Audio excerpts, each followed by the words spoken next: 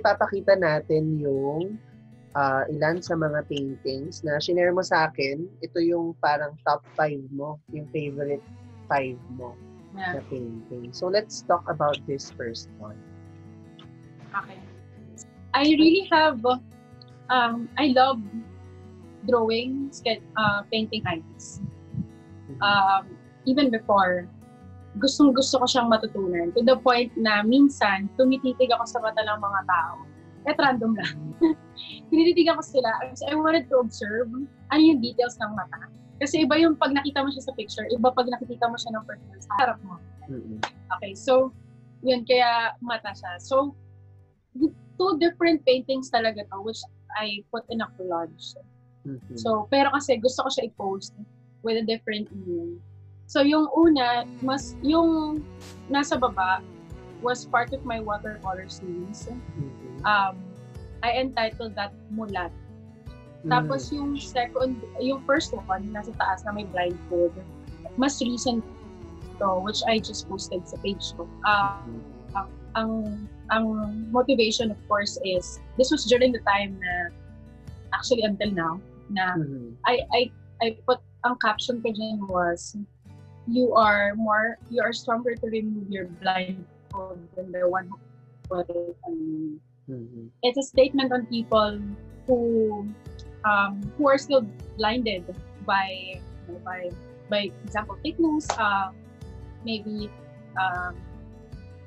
beliefs that won't serve the country, the welfare of the country. So it's a sort of an encouragement to the people that it's okay to remove your blindfold, and it's okay to change your perspective, especially when you're offered the truth. So that's the motivation. Yan.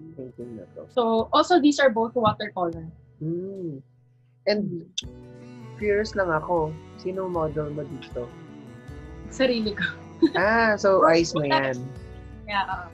What I do is I would take a picture of myself. Pero minsan pag hindi ko, usually kasi nga hindi ako masyadong magaling sa imagination. So, kailangan ko lagi ng reference photo. So, nag-aaral pa ako ngayon na mas maging confident and not to have reference photo. So, kapag may hindi ako sure na itsura, it's either mag-search ako kung anong itsura nun from other people, tapos i-combine ko siya sa gusto ko mangyari. Pero sa dalawang yan, sarili ko yung actually, headband ko nga lang yung ginawa ko sa picture na parang blindfold. Pero syempre, pagdating sa painting, iniba ko na lang siya. Pero yung itsura ng tela dapat.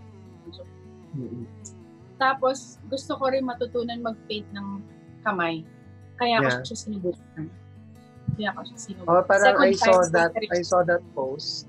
Yung parang process nung yung pagtatry mo nga nung...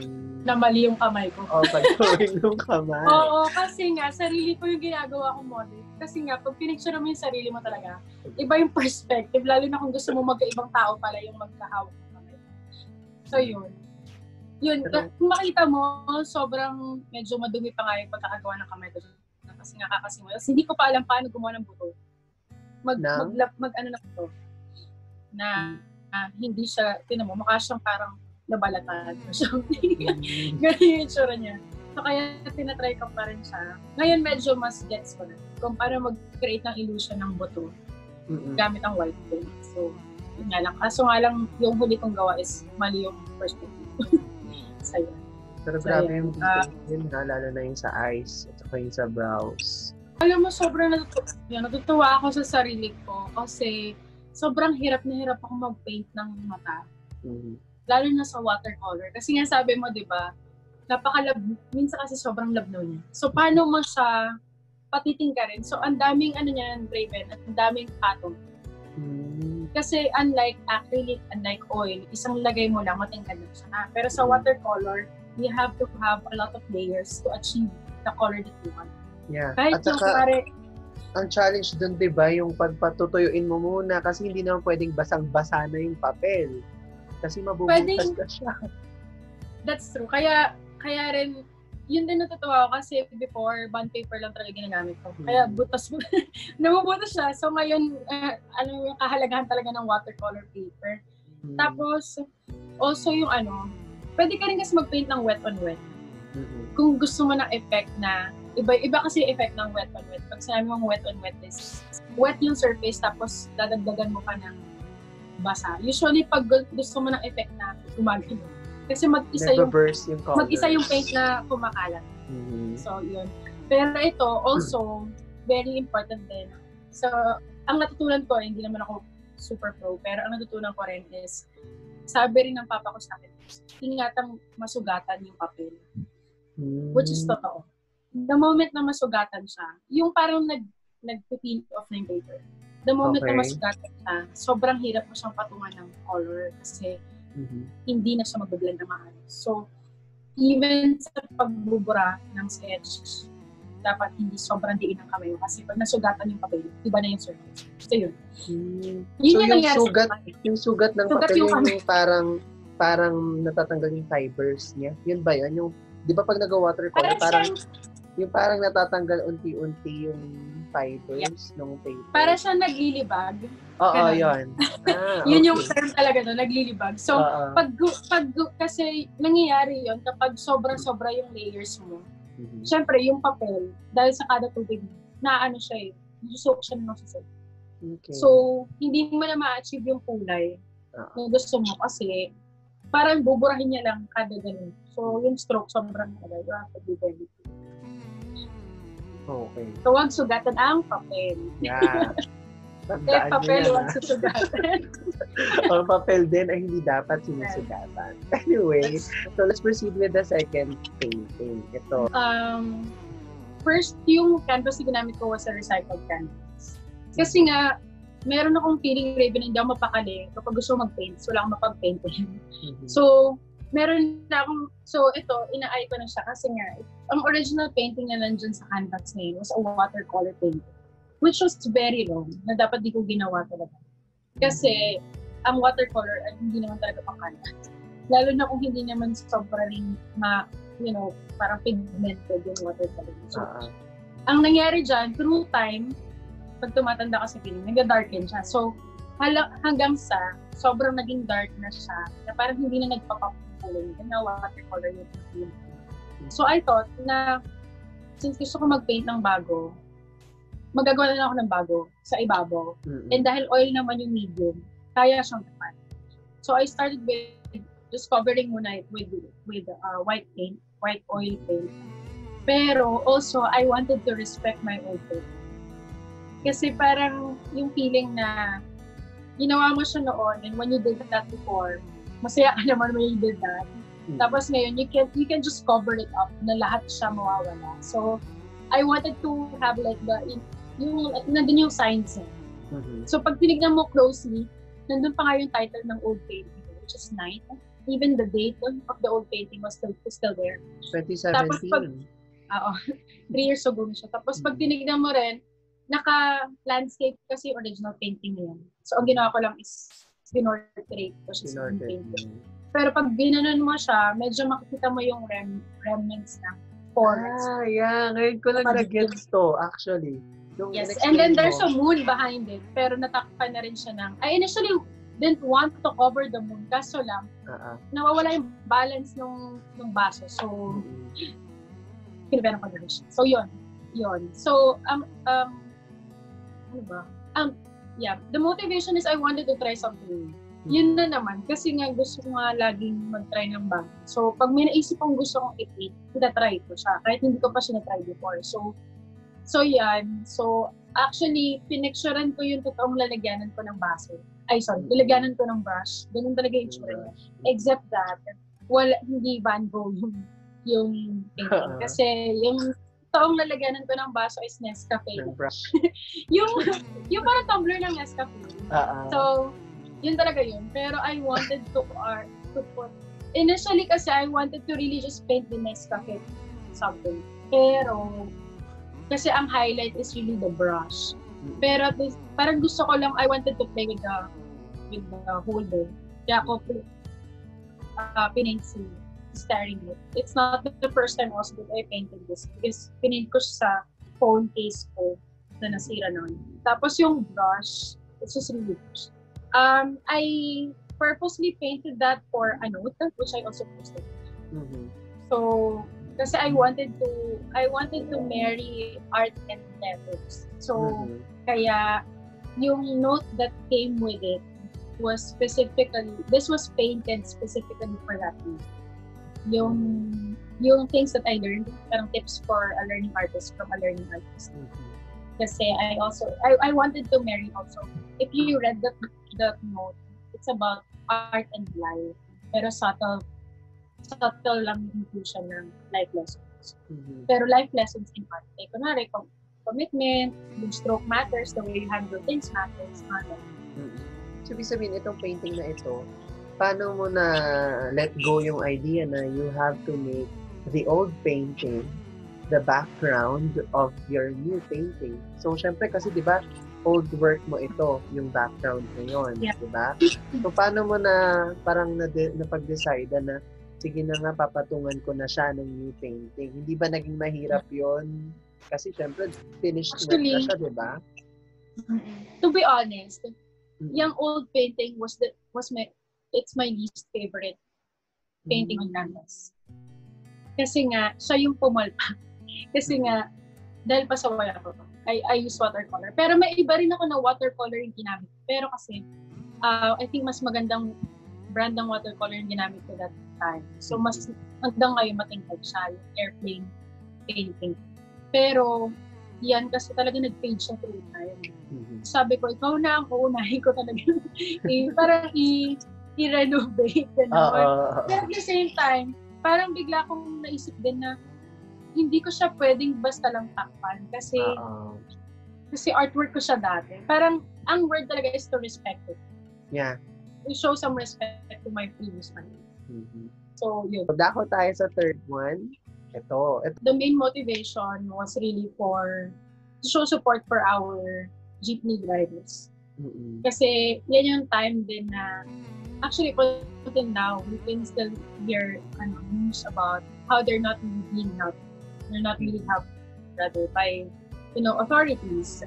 And yung support, I think, really lacking. It's really lacking. So nakikita mo yung mga jeepney drivers natin na pumapara ng mga tao para lang manghingi ng tulong. Mm-hmm. Diba? So, yun yung, I think that's the news. I think yung news na yun, siguro may nakita akong article about it the day before. Tapos, nung araw na yun, gusto ko na talaga siya i-paint. Pero, again, yung mood, di ba nga yung mood? So, wala akong mood that time. So, I painted that to show support for them. And as you can see, meron akong sinulat yan. It says, nila tayong inihahatid kung saan mang destinasyon tayo dalhin ng ating mga pangarap. Huwag natin silang iwan mo. Yeah. So, it was really also an encouragement to people not just to people actually. Yeah. Especially to people of authority. Mm-hmm. Let's not forget them. Kasi they need help. So, yun. And nagkataon din na after I posted this, I think the day after or days after, concerned artists of the Philippines asked for contributions, art contributions to show support for our jeepney drivers. So I joined the online art exhibit. It's entitled Para Kanino. And they just really asked for art contributions from different artists to show support for the jeepney drivers. So first submission ko yun in an online exhibit. So masaya ako na it's for something. It's for a purpose. Yeah. Maraming artists yung nag-submit. Like, they submitted poems, ganon, songs, even pictures. So I'm just happy. Let's put ito yung talagang fusion of art and letters. So you have a painting and also you have parang a verse here. Parang to show the context of this painting to the viewer, di ba? Papansin ko meron ditong mga shades ng colors. Yeah. Swatches. Parang, so that you know ano yung mga colors na ginamit sa painting. It also shows to the viewers or to your audience kung ano yung pwede nilang gamitin. Halimbawa, they try to make something like this, diba? Na ito yung mga shades na pwede nilang gamitin. Even kung may iba pa silang inspiration. Also, tip lang, pag watercolor kasi yung gamit mo, sobrang hirap palabasin ng white. Kasi, pinakamangyayari sa white lang is magbe-blend siya, malalighten niya yung color. Pero hindi siya sobrang angat. So, pag tinignan mo yung gulong, di ba parang may stroke siya na parang ilaw? Kung napapansin mo yun. Ito. Yeah, yung mga strokes ng mga gulong. Hindi siya talaga pininturahan part. So, yun yung kulay ng papel. So, you just have to leave it blank. Kasi kung blinak mo siya lahat, tapos ipapatong mo, hindi siya angat na papel. Ang magyari lang mag-gray yung surface. Kaya lang dapat careful stroke ng brush yan. Diba? Kasi pag lumampas yung brush, wala, matatakpan yan. Yung part yan.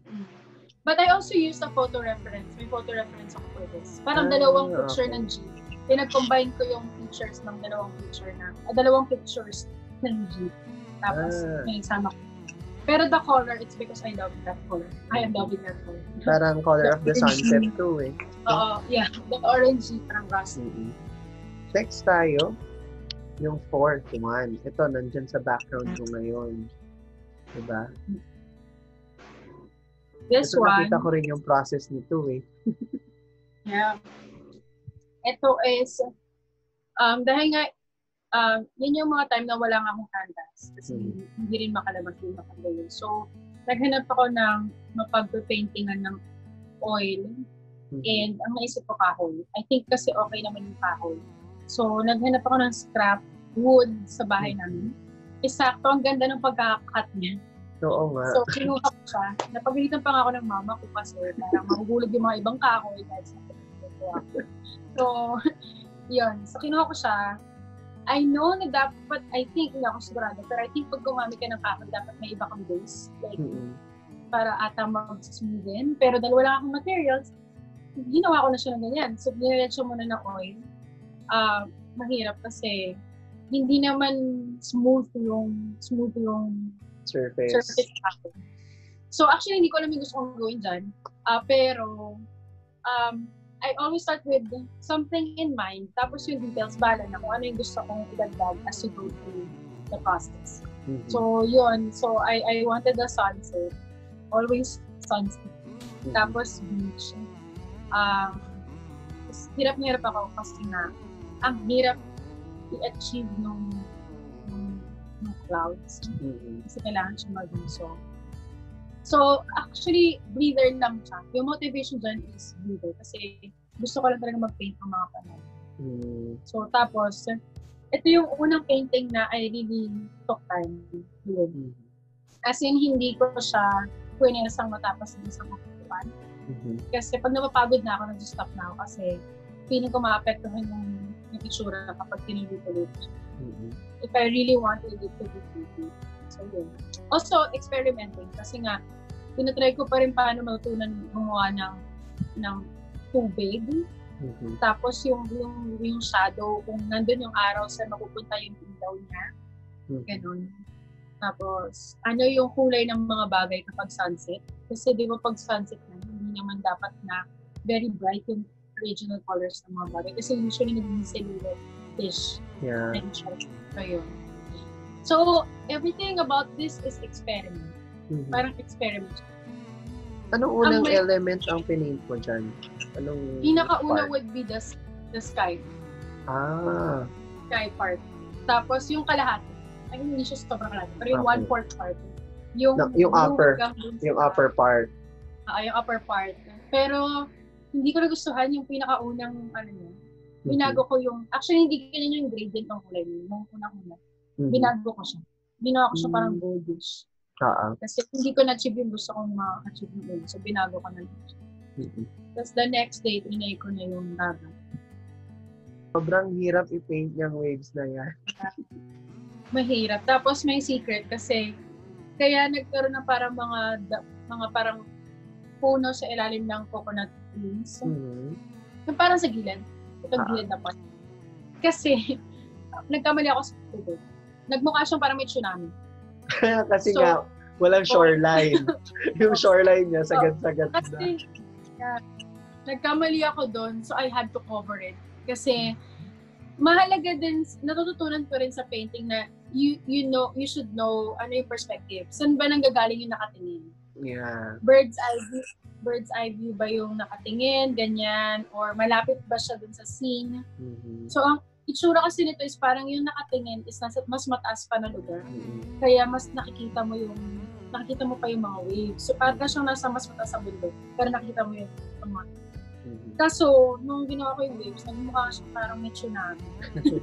Nakakatakot. So, tas mukha siyang umangat, nagkamali talaga ako sa water. Mukha siyang nakaangat talaga. Parang siyang pancake na nakaangat. So, I had to do something. So, yun. Gusto ko lang din sabihin na huwag tayo matakot na magkamali. Kasi, natutunan ko yung kay Bob Ross. Kasi sabi niya, wala daw mistakes in painting. So, lahat yun is parang happy accidents. So, whatever you add into it will part talaga ng process yun, yung pagkakamali. Diba? Mag-troubleshoot ka rin talaga. Hindi naman laging perfect. Agad-agad. Ayan na, diba? At saka, it doesn't have to be perfect. Yun yung, it doesn't have to be perfect. Yun din yung natutunan ko. Ang interesting part dito, alam ko na laking syudad ka. Kasi sa Quezon City ka, diba? So, nag-wonder lang ako, kasi nanggaling ako sa lugar, sa Zambales, marami talagang dagat yon. So, familiar ako sa kung ano itsura ng shoreline, ganyan. So, ito, I guess nakapunta ka na rin naman sa dagat, diba? Pero, yung idea nung to paint painting like this, na syempre, you're parang a city person ka, diba? So, ano yung pinaka naging challenge to paint this, knowing na hindi ka naman laging nasa dagat, yung pagtingin mo ng perspective nga, yung katulad ng sinabi mo kanina, paano ba titignan ng isang taong nasa elevated na hill, para kasing nasa hill yung tao dito then parang tinitignan niya yung shoreline. Actually nagbabago yung perspective as I went through the process. Kasi hindi yan yung initial ko na perspective. Pero dahil nadadagdagan, nababago siya. So, kailangan kong i-adjust sa itsura niya. Kung ano yung mas realistic na perspective dahil sa nadadagdag niya dito. Ang pinaka-inspiration ko talaga is sa Batangas. Kasi taga Batangas. Yung So, usually, pag summer nandun kami. So, ang nasa utak ko is, paano ko siya nakikita pag nasa Batangas ako. Tapos initially nga, hindi top view, medyo, hindi mataas yung view nung nakatingin talaga dyan. Kasi nga, never ko naman makikita yung itsura nito nung mas mataas ako, di ba? Pero, laging pantay. So, ang nakikita ko lang is yung mga parang bundok na nasa malayo. Pero dahil nga nagdagdag ako ng mga details na iba yung perspectives, I had to adjust. So, ang may photo reference dyan would be yung coconut trees. At saka pero magkakaibang pictures. As I said, tumitingin ako ng iba't ibang pictures, tapos ina-apply ko sila. So yung coconut trees ay yung swing. Kasi gusto ko makita kung anong itsura ng kahoy na swing sa sunset. Pero at the same time, hindi lang siya black. Kaya makikita ng mga whitish part siya. Para ma-highlight yung pagka-rock ng kahoy. Saka isang challenge sa painting, Tati, di ba, yung sa light. Saan tatama yung araw? Paano mo maipapakita yung tamang-tama ng araw or ng ilaw dun sa painting? Totoo. Kaya pala dumidilim yung isang painting kasi walang sense ng liwanag. Saan nasan yung light? Kasi sabi ko nga dun sa note na nilagay ko, pinost ko, talagang you have to know where your light is coming from. And you don't lose it. Kasi everything else is painted based on where the light is. Yung photo na sinend mo sa akin. Ito. Kasi ito yung favorite ko. Sa lahat ng mga pinito, ito yung favorite ko talaga. Yun. Can you share now yung journey naman behind this photo or this photo? Ito was also this is actually scrapwood again. So nangangalakal lang talaga ako ng mga kahoy. Opo, kasi compound kami. So yung mga kapitbahay ko, mga kamag-anak ko. So pumunta lang ako sa may tapat. Nakita ko parang may matambak silang kahoy. So nakita ko siya, tapos ang ganda ng pagkakahoy kasi I think, sabi ng kapatid ko ay lamesa nga daw to parang sa per laptop. Tapos ang ganda niya, pero ang challenge sa kanya is madulas siya. So pag madulas kasi, kapag oil yung gamit mo, para rin pag sa CD, pag ginano mo ng brush, sasama yung oil. So parang makikita mo yung surface. Hindi siya talagang kumakapit ng sobra. So kailangan careful ka sa pag-stroke ng strokes. Yeah, creating strokes. Kasi pag-create ng strokes, sasama yung paint. So yun yung, pero na-challenge ako kasi nga, dark siya. So first time ko mag-paint na ang background is black. So I had to think of a subject that would emit light. And also, kasi nga, I wanted also to inspire other people na you get even brighter when you are in the yung natural light mo gets even brighter when you're in the light. So parang same story with we are experiencing problems and we have our inner light and our inner light gets even brighter when we are experiencing these difficulties. So yun yung pinaka motivation. So ang lalim pala nung meaning ng painting na to. Akala ko parang talagang trinay mo lang talaga na yung background ay dark, tapos parang it's a different canvas, right? Yeah, nagulat ako ngayon sa meaning. Yeah. It's part of it. Pero yun, kasi nag-isip ako ng subject na aangat sa dilim. Siyempre, yun, lampara, firefly. Tapos gusto ko ng firefly, pero ayoko ng itsura ng firefly na sobrang dami nila. I wanted to focus on one. So I painted first the one on my left. So yung medyo purplish. I painted that first. I was also just trying kung paano ako mapapakita ng liliwanag sa So natuwa ako kasi medyo na-achieve naman siya. May photo reference kasi. Tapos yung likod, I didn't really plan it to have a partner. Kasi gusto ko na namang mag-paint. So, wala na naman ako mapag-paintingan. So, naisip ko, bakit hindi ko paintingan yung likod? Pero gusto ko ng kwento. So, kaya ko siya ginawa na I wanted it to look like never sila magiging magkasama.